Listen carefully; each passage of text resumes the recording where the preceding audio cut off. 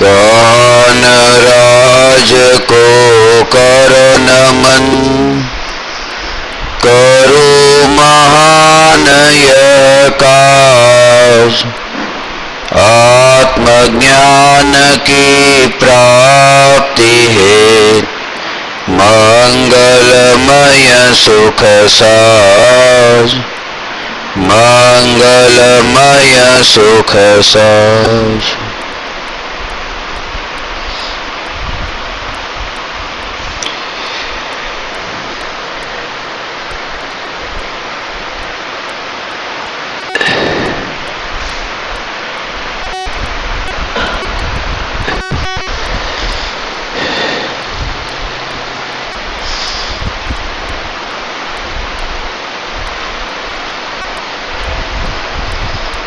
चैतन्य स्वभावी भगवान आत्मा अनादि अनंत शुद्ध चैतन्य मात्र है, ज्ञान मात्र है। मैं शुद्ध चैतन्य मात्र, ज्ञान मात्र भगवान आत्मा हूं। प्रति समय यह जागृति बनी रहे, इस जागृति का नाम धर्म है। देह की प्रत्येक क्रिया के काल में और विकल्पों के बहते प्रवाह के काल में ज्ञानी को यह जागृति रहती है कि मैं चैतन्य तत्व इस देह की किसी भी क्रिया में और विकल्प के बहते प्रवाह में कहीं भी मिला नहीं हूं। स्वयं की चैतन्य सत्ता का बोध, प्रति समय आत्म जागृति, यही धर्म है। आचार्य कुंद देव द्वारा रचित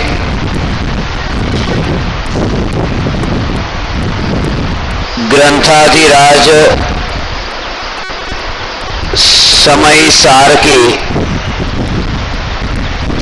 73वीं गाथा पर चर्चा चल रही है। ज्ञानी विचारता है कि मैं निश्चय से एक हूं, शुद्ध हूं, निर्मम हूं और ज्ञान दर्शन से पूर्ण हूं। इस प्रकार के आत्म स्वभाव में स्थित रहता हुआ, उसी में लीन होता हुआ, मैं इन सभी क्रोधादि आश्रव भावों का क्षय करता हूं। इस गाथा में कुंद आचार्य ने मात्र आत्मा का स्वरूप नहीं समझाया,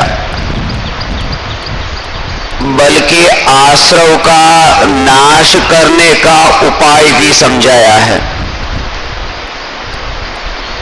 इसलिए सबसे पहले ये निश्चय से मैं एक हूं, शुद्ध हूं, इसी ग्रंथ की 38वीं गाथा में आचार्य कुंद देव ने वहीं पर भी यही शब्द का प्रयोग किया था, मैं एक हूं और मैं शुद्ध हूं। और वहां ये बताना चाहते थे कि परमाणु मात्र से मेरा कोई संबंध नहीं है। समय सार में जो जीव अजीव अधिकार है और ये कर्ता कर्म अधिकार है,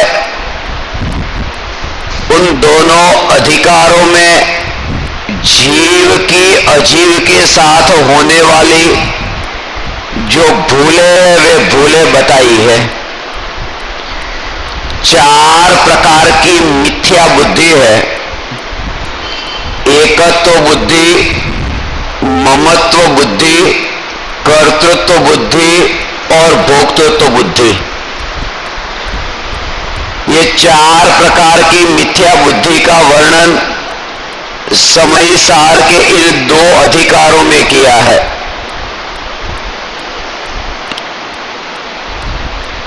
पर द्रव्य मैं हूं और पर द्रव्य मेरे है, या तो मैं प्रभाव हूं और प्रभाव मेरे है, इसका नाम एकत्व बुद्धि और ममत्व बुद्धि है। और मैं पर का कुछ करता हूं, उससे भी और गहराई में जाए तो कर सकता हूं, इसका नाम कर्तृत्व बुद्धि है। और मैं पर को भोग सकता हूं, इसका नाम भोक्तृत्व बुद्धि है। तो जीव और अजीव अधिकार में तो जीव की एकत्व बुद्धि और ममत्व बुद्धि का वर्णन किया है, और कर्ता कर्म अधिकार में जीव की कर्तृत्व बुद्धि और भोक्तृत्व बुद्धि का वर्णन किया है। वैसे तो इस अधिकार का नाम कर्ता कर्म अधिकार है, परंतु इसमें जो वर्णन है वो कर्ता कर्म भोक्ता भोग्य, ये दोनों कर्ता कर्म की और भोक्ता भोग्य का स्वरूप इस अधिकार में बताया है। स्वरूप यह है कि निश्चय से मैं एक हूं और शुद्ध हूं। आत्मा का जो स्वभाव है ज्ञान, जानना आत्मा का स्वभाव है। ज्ञान की अनुभूति ही आत्मा की अनुभूति है,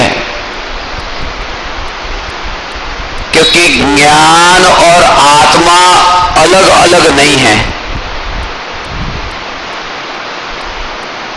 जैसे किसी को नियम है कि कोई दूसरा उसे छू न ले, और छूने पर उसका प्रायश्चित उसको करना पड़े, तो किसी ने उसकी उंगली को छू लिया, तो सिर्फ उंगली को छूने से वो व्यक्ति उंगली को छूने का प्रायश्चित नहीं करता, मगर किसी ने मुझे छू लिया, क्योंकि उंगली को छूना ही उस व्यक्ति को छूना है। ऐसे ही जो ये ज्ञान है, ज्ञान की जो अनुभूति वही आत्मा की अनुभूति है। उंगली को छूना ही व्यक्ति है, उंगली और व्यक्ति कोई अलग अलग नहीं है। वो व्यक्ति कहता है कि किसी ने मुझे मेरी उंगली को छू लिया तो मैं घर जाके उंगली को धोऊंगा, ऐसा वो नहीं करता, पूरा ना लेता है। तो ऐसे ही ये ज्ञान का जो अनुभव है, ये ज्ञान की जो अनुभूति है, यही आत्मा की अनुभूति है, और यह ज्ञान ऐसा प्रगट लक्षण है। इसलिए ज्ञान के माध्यम से आत्मा के स्वरूप को, आत्मा की निर्मलता को समझाते हैं।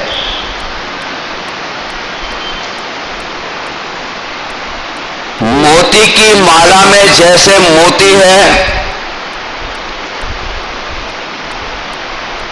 उन मोतियों में लाल रंग का मोती, हरे रंग का मोती, ऐसे ही तरह तरह के रंग के मोती वहां उस माला में है, मगर उन मोतियों के पीछे जो टिक कर के रहने वाला अखंड धागा है, वो धागा अलग अलग रंग का नहीं है, वो एक है, सफेद है। ऐसे ही ये जो ज्ञान के विशेष है, अलग अलग आकार ज्ञान में होते हैं, उन अलग अलग आकारों में भी टिक करके रहने वाला ऐसा जो ध्रुव सामान्य अखंड जो चैतन्य तत्व है, उस चैतन्य तत्व में ज्ञानी की दृष्टि है और इसी का नाम सम्यक दृष्टि है।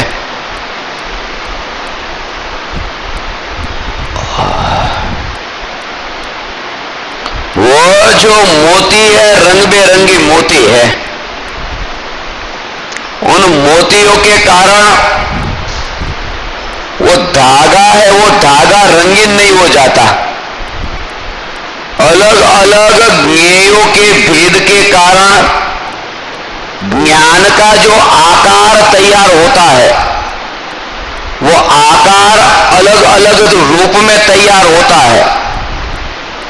इसलिए जब ज्ञान की पर्याय में भगवान आत्मा वो जो प्रतिबिंबित होता है, तो ज्ञान का जो आकार है वो आकार जैसा भगवान आत्मा है, ऐसा ही पर्याय में आता है। और यहां पर अज्ञानियों को यह सबसे बड़ा भ्रम हो जाता है कि जैसे पदार्थों के आकार ज्ञान में प्रतिबिंबित होते हैं, ऐसे ही निर्विकल्प आत्मानुभूति के काल में आत्मा का आकार भी ज्ञान में प्रतिबिंबित ऐसे ही होता होगा। मगर ऐसा नहीं है। वो जो व्यंजन पर्याय वाला आकार का स्वरूप है, वह ज्ञान की पर्याय में नहीं।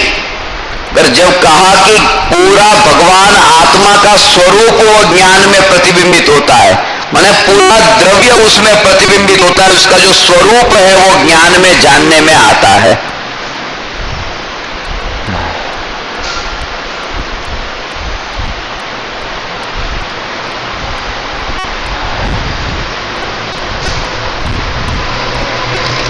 ज्ञान का जो परिणमन होता है, वह ज्ञान के परिणमन में उन ज्ञेयों का प्रवेश नहीं है। इसलिए गहराई से यह समझने जैसा है कि यह भगवान आत्मा उन पर पदार्थों का करने वाला तो है ही नहीं, मगर निश्चय से देखे तो पर पदार्थों को जानने वाला भी नहीं है। और इसी कारण से केवली भगवान के संबंध में यह कहा कि केवली भगवान निज आत्मा को जानते हैं और लोकालोक केवल ज्ञान में जानने में आ जाता है। मगर जो जानते हैं और जानने में आ जाता है, इन दोनों का भेद इस तरह से किया कि जानते हैं और जानने में आ जाता है। तो यदि ये लोकालोक को जानते हैं, ये कहने में क्या दिक्कत है? कि कहने में कोई दिक्कत नहीं है, मगर वहां नई विवक्षा लगानी पड़ेगी कि जब केवली भगवान निज आत्मा को जानते हैं और लोकालोक जानने में आ जाता है, जब दोनों के लिए यह बात कही कि केवली भगवान निज आत्मा को जानते हैं और केवली भगवान लोकालोक को जानते हैं, तब यह अपेक्षा लगी कि केवली भगवान निश्चय से तो आत्मा को जानते हैं और व्यवहार से लोकालोक को जानते हैं। जब दर्पण में किसी पदार्थ का प्रतिबिंब पड़ता है और तब आपका ध्यान उस दर्पण की ओर है, इसलिए हर समय अज्ञानी और ज्ञानी ज्ञान की जो अवस्था है, उस ज्ञान की अवस्था को जानते हैं। यह समझने जैसा है। और इसीलिए यह शुद्धता का जो भाव है, वो भाव ख्याल में आएगा। यहां दर्पण है और दर्पण में जिस मोर का प्रतिबिंब पड़ता है, तो मोर का प्रतिबिंब जब पड़ता है तब आप किसको देखते हो? आपका ध्यान यहां पर है कि किसको देखते हो, कि ध्यान तो वहां दर्पण की ओर है, मगर दर्पण में मोर को देखा। अब दर्पण में जो मोर को देखा है वहां मोर तो है ही नहीं। दर्पण के अंदर कहीं पर भी मोर नहीं है।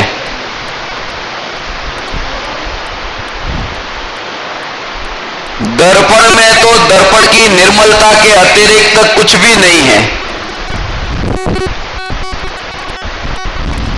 दर्पण की अवस्था ऐसी तैयार होती है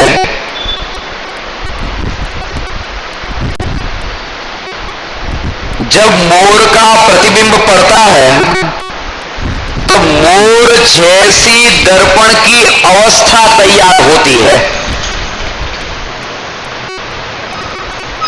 इसलिए निश्चय से तो वह अपने को ही जानता है, अर्थात वो दर्पण की अवस्था को जानता है। मोर तो वहां है, वो दो मोर नहीं है, एक तो वहां मोर है सामने और एक दर्पण में, ऐसे दो मोर नहीं है, मोर तो एक है। वो उस समय दर्पण की जो अवस्था है कि जिस अवस्था में दर्पण ने अपना आकार तैयार किया है, वो अपनी स्वच्छता के कारण, अपनी निर्मलता के कारण दर्पण का जो आकार तैयार हुआ है वो दर्पण की ही अवस्था है, वह मोर की अवस्था नहीं है। मोर की अवस्था मोर के अंदर है, दर्पण के अंदर नहीं है। और जब आप दर्पण को देखते हो तो दर्पण की अवस्था को देखा है। इसलिए ज्ञानी जब ये कहते हैं कि जगत को जानने समय भी हमें तो यह आत्मा ही जानने में आता है, अर्थात जगत को जानते समय जगत को जानने वाला जो ये ज्ञान, उस ज्ञान की जो अवस्था, वो ज्ञान की जो अवस्था तैयार हुई है अपने कारण, प्रत्येक जीव उस ज्ञान को जानता है, अपने को जानता है। और अपने को जानता होने पर भी वह मानता है कि यह जगत का अनुभव हो रहा है, ये जगत मुझे अनुभव में आ रहा है, इसी का नाम मिथ्यात्व है। गाड़ी में अपनापन करने का नाम मिथ्यात्व होता, घर में अपनापन करने का नाम मिथ्यात्व होता। मिथ्यात्व सिर्फ इतना ही होता, वो मिथ्यात्व है मगर मिथ्यात्व सिर्फ इतना ही होता। निगोदिया जीव को तो न तो गाड़ी है न घर है, तो उसका मिथ्यात्व छूट गया, मानना पड़ेगा।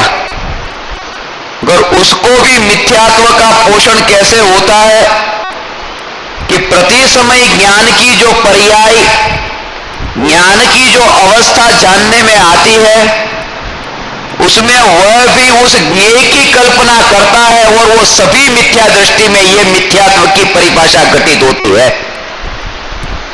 फिर वो एकेंद्रीय हो या दो इंद्रिय हो या पंचेंद्रिय हो, मनुष्य हो, देव हो, नारकी हो, तिर्यंच हो, ज्ञान की जो अवस्था है उस ज्ञान की अवस्था में पर ज्ञेयों की कल्पना करके ये पर का अनुभव मैं कर रहा हूं, इसका नाम मिथ्यात्व है।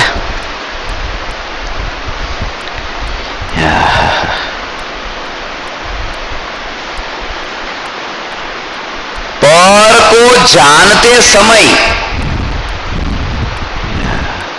यहां जो परिणमन हुआ है, वो जो परिणमन, वो जानने रूप जो परिणमन है, उस परिणमन में यहां ज्ञान ही ज्ञान है। और कुछ भी नहीं।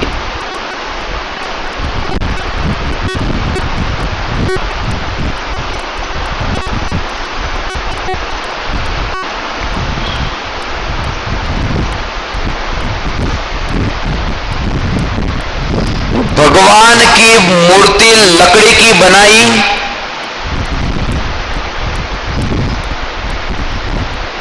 एक व्यक्ति ने लकड़ी की भगवान की मूर्ति बनाई थी,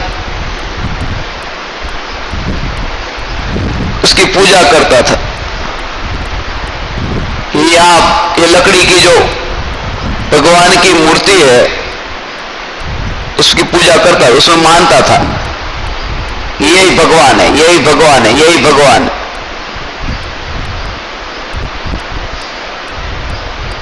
एक फकीर गया, बहुत सर्दी के दिन थे, ठंड के दिन में मंदिर में से मूर्ति निकाल करके बाहर मूर्ति लेके आया और मूर्ति को जला करके हाथ को सेकने लगा। बहुत ठंड थी। पुजारी जग गया। पुजारी ने उस व्यक्ति को इतना डांटा कि ये क्या कर दिया तुमने। उस छोटी मूर्ति उठाई थी, बड़ी मूर्ति तो छोड़ दी थी। पुजारी ने कहा अभी आज के बाद यहां दिखना मत, जाओ चले जाओ यहां से। पुजारी फिर सो गया। सोने के बाद फिर ये व्यक्ति दोबारा मंदिर में गया, बड़ी मूर्ति को भी लेके आया और उसे भी जला दिया। वो पुजारी आया, पुजारी ने कहा ये तुमने क्या किया। उस व्यक्ति ने कहा सर्द बहुत ज्यादा है और रात अभी थोड़ी बाकी है, तुम भी आ जाओ। पुजारी को और गुस्सा आया कि क्या कह रहे हो तुम, ये मूर्ति तो जल चुकी थी। पुजारी चला गया। जब सुबह हुई पुजारी उठा तो देखा कि ये वो जो फकीर वही का वही बैठा था और हाथ में एक छोटी सी लकड़ी थी।